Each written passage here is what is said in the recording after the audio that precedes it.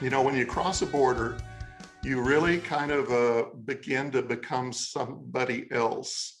You learn new things. People who are strangers to you become acquaintances.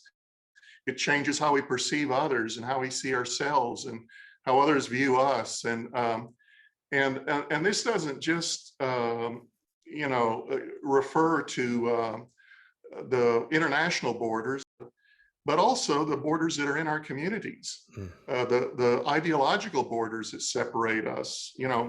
When Jesus told the story of the Good Samaritan, he pushed people across borders in their own minds as they had to grasp what it meant for a Samaritan to be good.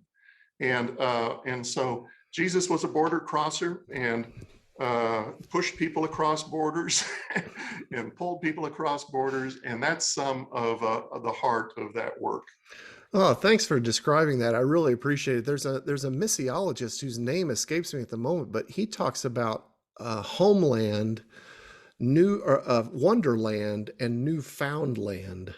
Mm. And it's a similar kind of concept, but can you think of a story that you could share briefly that has touched you, maybe as a bishop, where you crossed a border? Not so much a reflection of your past, but My one of the gifts of being a bishop, and I think I've heard superintendents say this, and other people who work at the judicatory level, is just how much you get to see, how many situations you step into where people are doing extraordinarily creative, innovative ministry, and or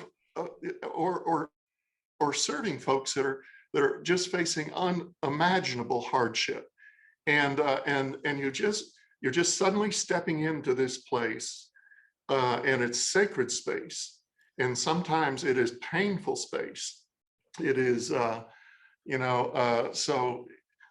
In your kind of question there, some things that came to mind for me as a bishop was what it was like to be on site following the tornado in Joplin, Missouri, when I was bishop there, just 24 hours after it struck, and just how the depth of suffering and loss and grief, combined by just these incredible stories of people offering their very best and highest, and churches and community leaders coming together.